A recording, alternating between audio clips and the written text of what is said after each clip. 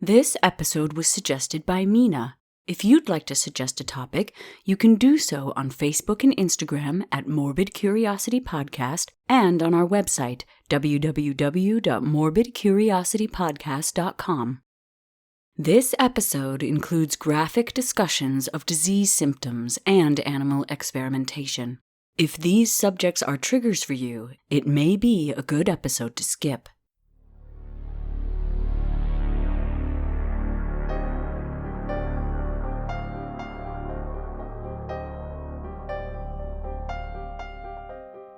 Humans are fascinated by gore and violence, but even more so the mysterious and unsolved. Interest in these disturbing and unpleasant subjects is called morbid curiosity, and it has gripped millions of people throughout the ages. I am one of those people. My name is Hallie, and this is the Morbid Curiosity Podcast.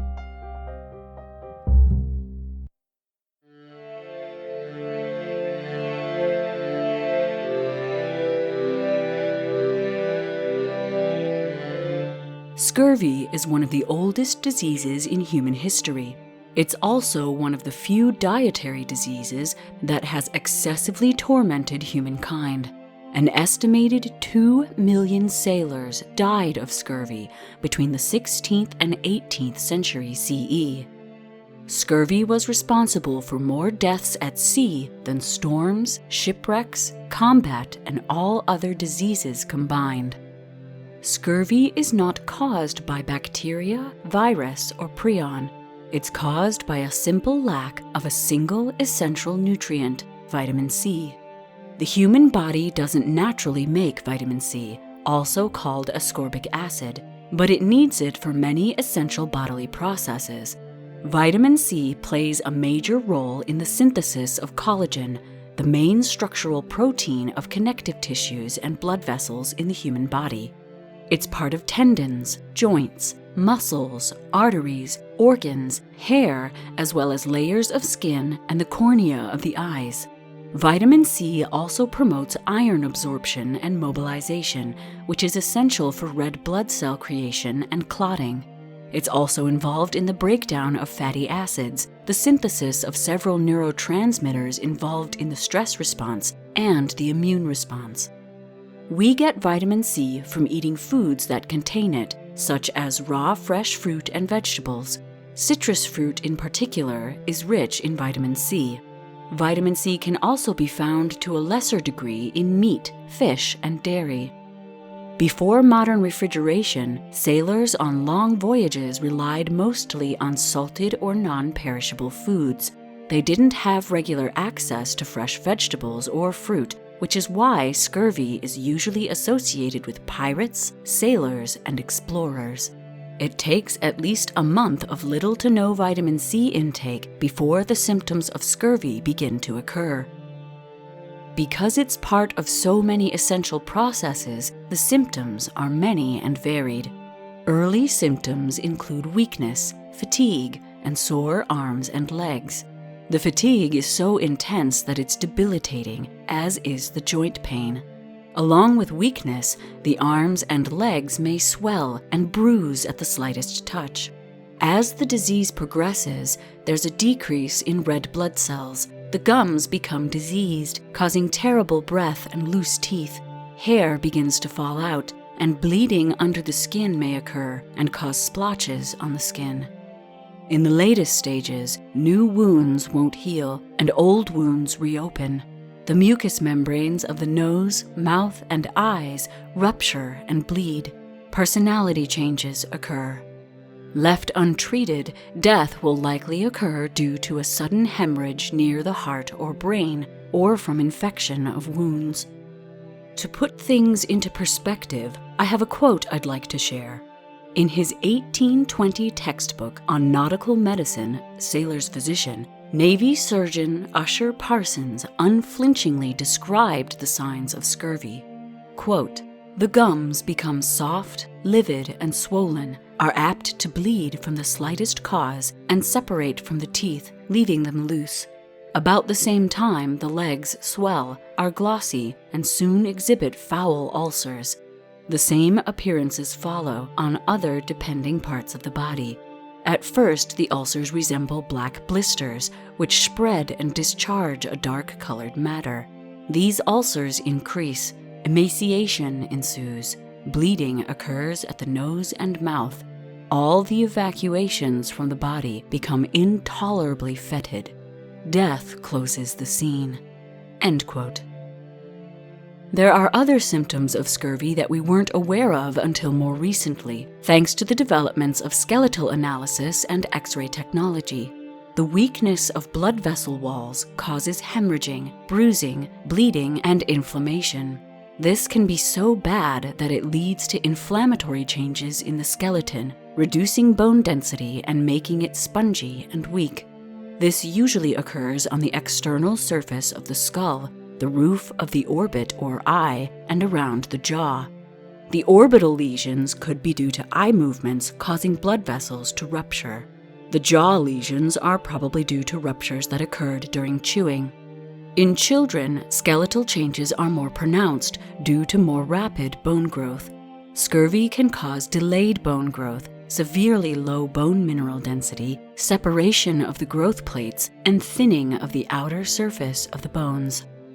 The first documented reports of the collection of symptoms we now know as scurvy are found in the Ebers Papyrus, a collection of ancient Egyptian medical knowledge from about 1550 BCE. It recommended onions as a treatment, which may have helped, as onions do contain vitamin C. Ancient Greek physician Hippocrates described symptoms in the 5th century BCE, naming it ileos imantis. He wrote of the stench of the rotting gums, bleeding from the nose, and bruises and wounds on the legs. He believed it was due to a, quote, swelling and obstruction of the spleen, end quote. Sporadic reports of outbreaks of scurvy appear amongst the large armies of state-level European societies since the time of the Roman Empire. Before the era of European exploration, scurvy was thought to be a winter disease affecting poor urban populations. It was nicknamed the disease of London, the Dutch distemper, and blacklegs. The urban poor didn't have access to fresh fruits or vegetables in winter at the time, so it's not surprising that they suffered from scurvy. It was also a problem in prisons and asylums, but there wasn't much interest in discovering the cause until the Age of the Sail, also called the Era of European Exploration. In the late 15th century, scurvy became a major problem for the naval forces of many countries as they traveled far out to sea in search of new lands to colonize. They spent months at sea with only hardtack and salted meat, the only real non-perishable foods at the time. Most times, the whole ship would begin to suffer at the same time, as the whole crew lacked vitamin C. Portuguese navigator Vasco da Gama, who's famous for being the first European to circumnavigate Africa, wrote that many of his men fell sick at the same time, with swelling in the legs, arms, and gums. This disease was described as a malati de la boca, the curse of the mouth. In 1499, da Gama noticed that the symptoms seemed to subside after the ship replenished fresh food stocks. This was not the first time a connection was made between scurvy and a lack of fresh food, and not the last time this information would be forgotten. In 1541, Danish doctor Johannes Ectheus wrote one of the earliest descriptions of the symptoms of scurvy as one disease. He referred to it as scorbutus in 1556, which is based on a German word which roughly translates to lacerated or swollen belly. The earliest mention of citrus fruits as a treatment is from 1579 in a treatise by Fray Agustin Farfan, a Spanish medical missionary. It's unknown why this treatment didn't catch on. Between the 16th and 18th centuries, there were numerous reports of scurvy in contemporary medical literature. Both the cause and the treatment were discussed by physicians all over the world. It was thought to be similar to a venereal disease, or perhaps rheumatism, and was treated with similar methods, including with mercury, which was disastrous as mercury also causes tooth loss and severe skin ulcers. Scurvy was also thought to be caused by the sea air affecting the spleen, which harkens back to ancient Greek theories.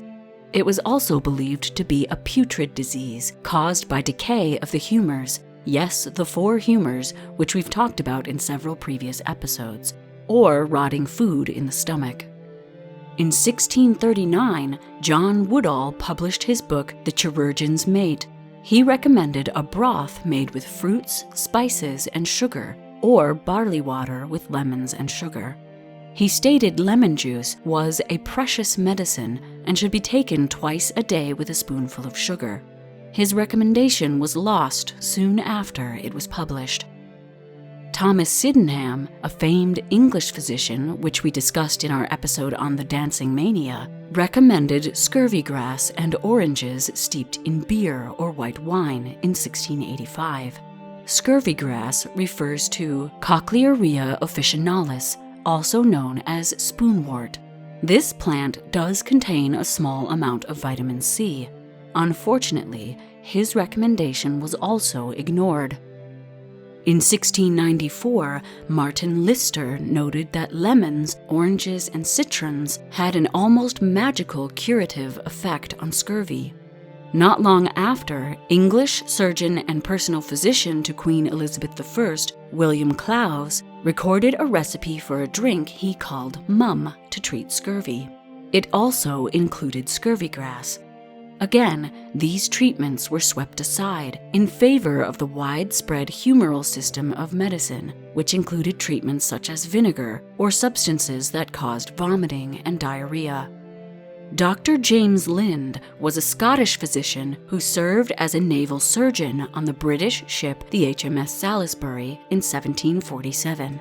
When scurvy plagued the ship, Lind devised an experiment, one of the world's first controlled experiments. 12 sailors with scurvy were divided into 6 pairs of 2. All the men ate the same food and lived in the same quarters on the ship. The only difference was their medical treatment. Lind gave each pair daily doses of one of 6 supposed cures for scurvy. These cures included a quart of hard cider, 25 drops of vitriol, 2 spoonfuls of vinegar, a half pint of seawater, 2 oranges and a lemon, and electuary, which is a sort of paste made of garlic, mustard seed, balsam of Peru, dried radish root, and gum myrrh. With the exception of the citrus fruit, which ran out in less than a week, Lind administered the treatments for 14 days. Lind's experiment showed that the men who were given citrus fruits, even though only for a short time, recovered so thoroughly and rapidly that they helped Lind care for the other sailors in the experiment. Lind is often given historical credit for recognizing citrus as a definitive cure for scurvy, despite not recognizing the significance of his results. Lind's discovery was largely ignored during his lifetime because of the popularity of other prevailing theories of the time. James Cook, English navigator and explorer, is usually considered the first to put the citrus treatment into practice.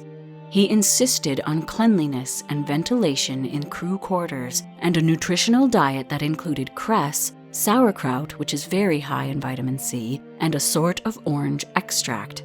Not one life was lost to the condition during his circumnavigation of the world from 1768 to 1771. Despite his success, politics of the time buried the use of citrus fruits to treat scurvy. Sir John Pringle, president of the Royal Society of London, insisted that a concoction of wort and malt was the only treatment for scurvy. Throughout this period, sailors and naval surgeons were increasingly convinced that citrus fruits could cure scurvy, but the physicians who determined medical policy dismissed this evidence as merely anecdotal. William Stark, an English physician, investigated scurvy by experimenting on himself in June of 1769. He put together 24 restrictive dietary experiments and started with a basic diet of bread and water with a little sugar and ate only this for 31 days. He slowly added various foods to the diet, one at a time: olive oil, milk, roast goose, boiled beef, fat, figs, and veal. After 2 months, his gums were red and swollen, a telltale sign of scurvy. He died after 8 months of experimenting, during a diet of exclusively honey puddings and Cheshire cheese. Despite this, autopsy findings suggest that he died from a rare type of tumor. From the 1780s, scurvy research was colored by the new nervous theories of disease. Distinguished Edinburgh professor William Cullen believed that scurvy was caused by a nervous system disorder brought about by external agents such as weather or indigestible diet, or by personal dispositions and habits, such as a lack of exercise or sleep, cold, sorrow, and melancholia. Thomas Trotter, physician to the Channel Fleet in 1794, proposed that scurvy was caused by a lack of fresh vegetables, with the juices of lemons and limes being particularly effective in treating it. While he was right about the fruit and vegetables, the mechanism he proposed was wrong. He argued that citrus fruits and fresh vegetables were rich in vital air, which protected ships' crews from scurvy. This sort of ties back into the miasma theory of disease. However, in 1786, when he published his findings, preserving fresh food on long voyages was still an issue, which prevented the British Royal Navy from instituting any changes to its sailors' diets. Naval physician Gilbert Blaine believed juices worked to treat scurvy because they stimulated the body. He believed they provided what he called refreshment rather than nourishment. Again, while this mechanism is wrong, Blaine was enthusiastic about citrus fruit and played a crucial role in securing the standard issue of citrus juices to naval vessels in 1795. Scurvy was effectively treated at sea without the knowledge of what had caused it. Blaine's insistence is likely what allowed Great Britain to successfully defend against an invasion led by Napoleon. The British created a blockade of the English Channel, which required many ships to stay on the water without coming to port for months at a time. That blockade stayed in place for 20 years. This would have been impossible if scurvy had continued to be a problem. Scurvy did continue to plague humans throughout the Crimean War, the American Civil War, and the Gold Rush. It began to affect infants in the 1870s due to the rise of bottle-feeding babies, either with heat-sterilized milk or condensed milk, both of which contain no vitamin C. I'm going to dive into the discovery of vitamin C, as well as some horrific stories of scurvy suffered by explorers. But first, an ad must play.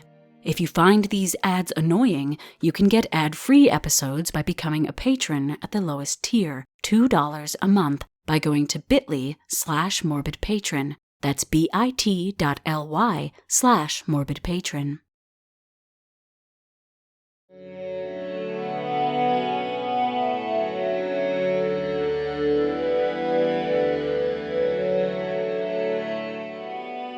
There were many studies surrounding the cause of scurvy in the 19th and 20th centuries. The most important of these was that of Norwegian researchers Axel Holst and Theodor Frolic in 1907. During dietary experiments on guinea pigs, who also don't produce their own vitamin C, it was discovered that a lack of fresh vegetables and fruit led to symptoms similar to scurvy and eventually death. It was clear that there was a specific component that had affected their health. In 1930, Hungarian scientist Albert Szent-Györgyi conducted an experiment similar to the Norwegian scientists. He and J.L. Svirbeli fed half of their guinea pigs a diet of boiled food, which destroys vitamin C, and the other half received food enriched with what was then known as hexuronic acid, but now known as ascorbic acid, or vitamin C. The experiment confirmed their hypothesis that the acid was the missing component which caused scurvy. In 1932, Szent-Györgyi isolated the active compound, which was later named ascorbic acid. In 1933, Swiss and English teams led by Thaddeus Reichstein and Sir Walter Norman Haworth deciphered the molecular structure of ascorbic acid. Both were awarded Nobel Prizes in 1937, and Reichstein devised a method for synthesizing ascorbic acid commercially. Human, controlled dietary studies were conducted on conscientious objectors during World War II in Britain, and in the United States on Iowa State prisoner volunteers in the late 1960s. These studies determined that all obvious symptoms of scurvy could be completely reversed by additional vitamin C supplementation of only 10 milligrams per day. It was also determined that the first signs of scurvy begin to occur about 4 weeks after starting a vitamin C-free diet. Today, scurvy continues to occur in at-risk groups, such as children and youths with limited food repertoire and high-frequency single food intake, usually those with autism spectrum disorder or feeding problems.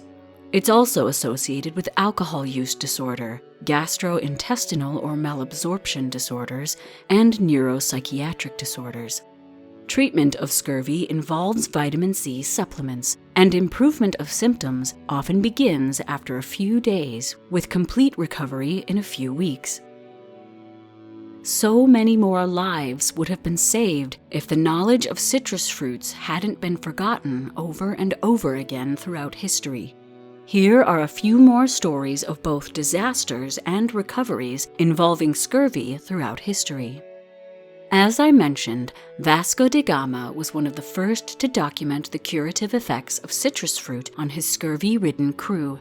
During his search for a sea route to India, which began in 1497, of 170 men in his crew, only 55 returned. He made it to India, but on his way back, the journey was slowed by monsoon winds, taking 90 days instead of 23. When they arrived in Malindi, Kenya in 1499, over half the crew had died and the rest were stricken with scurvy. The people of Malindi gave them oranges and lemons, which seemed to miraculously cure all their symptoms. About 20 years later, in 1519, Ferdinand Magellan and his crew of 270 spread over 5 ships set sail to circumnavigate the globe with 2 years of supplies. Based on the incomplete understanding of world geography at the time, Magellan expected a short journey to Asia, perhaps taking as little as 3 to 4 days. The much longer journey exhausted their supply of food and water, and despite making many stops along the way, scurvy plagued the voyage. Of the 270 men who left with the expedition, only 18 or 19 survivors returned. Many of the deaths had been due to scurvy. In 1535, the French explorer Jacques Cartier and his crew became locked in the ice of the St. Charles River off the coast of Newfoundland in Canada. Scurvy soon broke out amongst the crew. When an Iroquois chief visited Cartier's fort, he told Cartier how to make a tea from the leaves and bark of a tree known as aneda, which is likely the white cedar or perhaps a balsam fir tree. As the leaves are rich in vitamin C, the tea quickly relieved the crew of their scurvy, allowing 85 of them to survive the Canadian winter. During the 18th century, scurvy killed more British sailors than wartime enemy action. George Anson lost nearly 2/3 of his crew, about 1,300 out of 2,000 men, to scurvy within the first 10 months of his celebrated voyage around the world in 1740.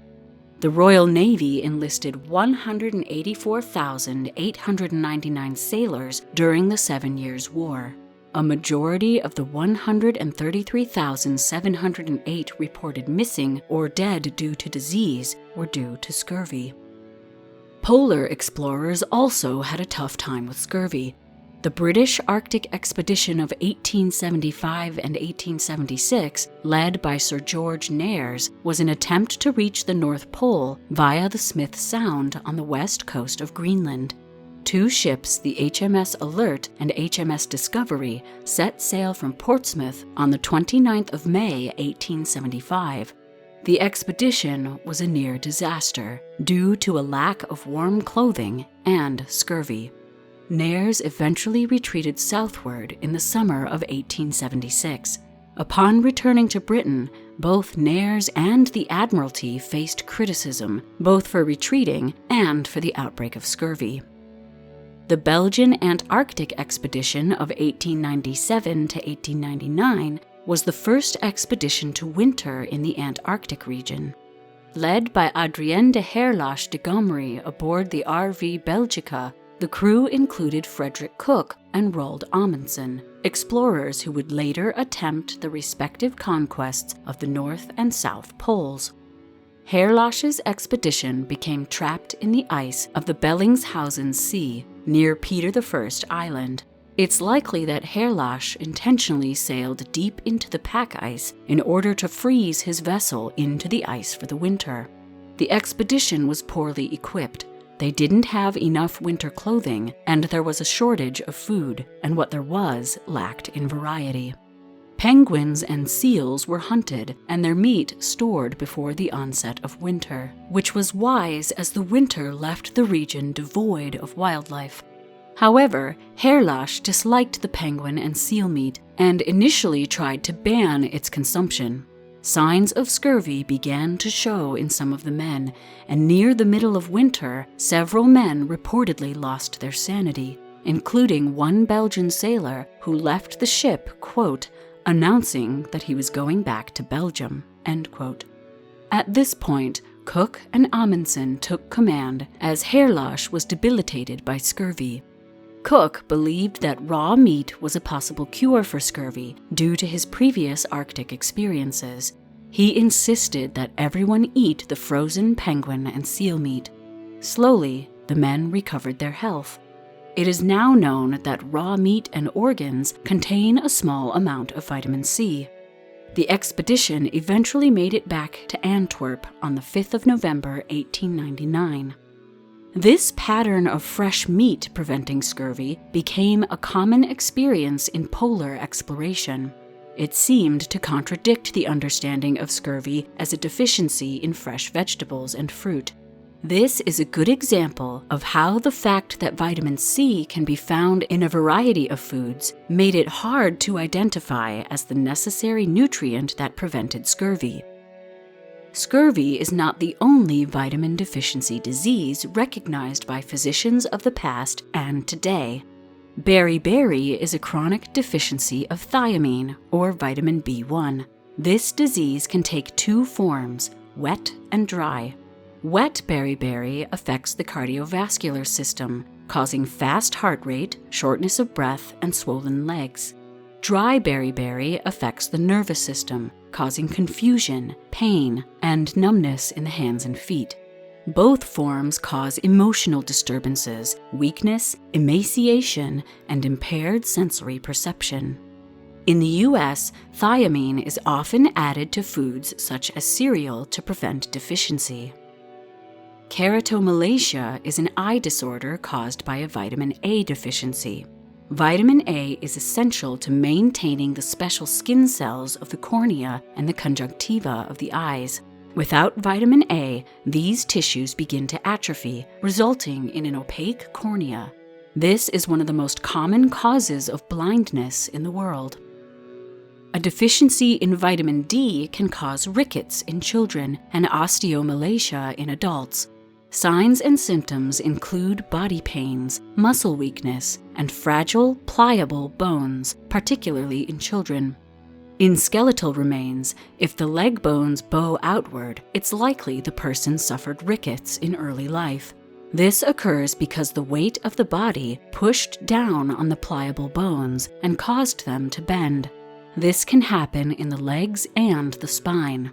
The bones do not regain their original shape after being deformed by rickets, even with additional vitamin D. Pellagra is caused by a lack of niacin, which is also called vitamin B3. Symptoms include inflamed skin, peeling scaly skin on the hands and neck, hair loss, weakness, sores in the mouth, confusion, aggression, diarrhea, and eventually dementia. Niacin is often added to foods in the US to prevent deficiency.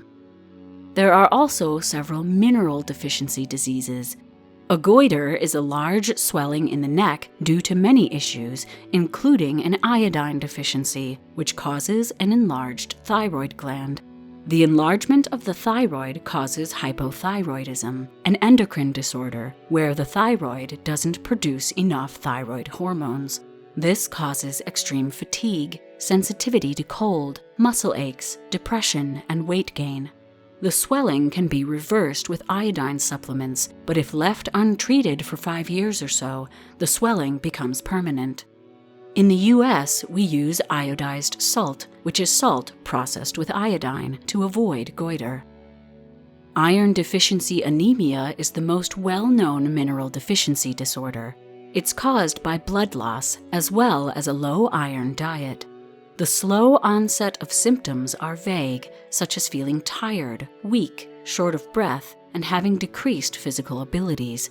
Chronic symptoms include tongue infections, spoon-shaped nails, darkening of the skin around the eyes, poor appetite, and chest pains. As vitamin C is a large part of iron absorption, scurvy can also lead to anemia. Scurvy has tormented humankind for centuries, responsible for the loss of millions of lives over the course of history, both on land and at sea. While simple to cure, the treatment remained as elusive as the cause. The human body is a complicated web of interactions between internal and external compounds. Disruption of one compound can have systematic consequences, so make sure you eat a variety of foods and keep tending to your spark of curiosity.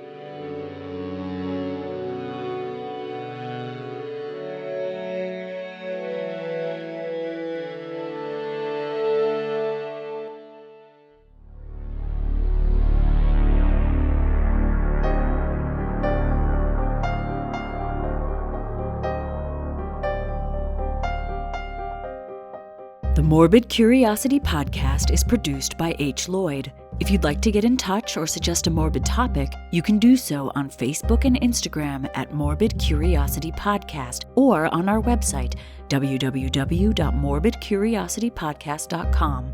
If you like the podcast, please share it with your friends and give us a rating on whatever podcast app you use. This helps the MCP reach new listeners and expand this wonderfully creepy community. Thank you to everyone who has already done so. Because of you, the listeners, our creepy community is growing strong.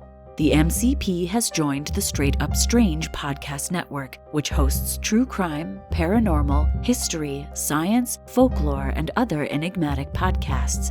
Nothing is off limits when you enter the world of Straight Up Strange. The MCP is also part of the Belfry Podcast Network, a haven for goth culture featuring podcasts, blogs, and videos, all catering to the darker side of life. If you'd like to support the MCP but would rather not become a patron, you can give one-time donations on our website and our Ko-fi page. Also on our website are links to all our social media, a full list of episodes, links to our merch, and our mailing list. We also have an Amazon wish list at bit.ly/morbidwishlist. That's bit.ly/morbidwishlist. Any purchases from this list are greatly appreciated. We are eternally grateful for your support. My name is Hallie, and until next time, thanks for listening.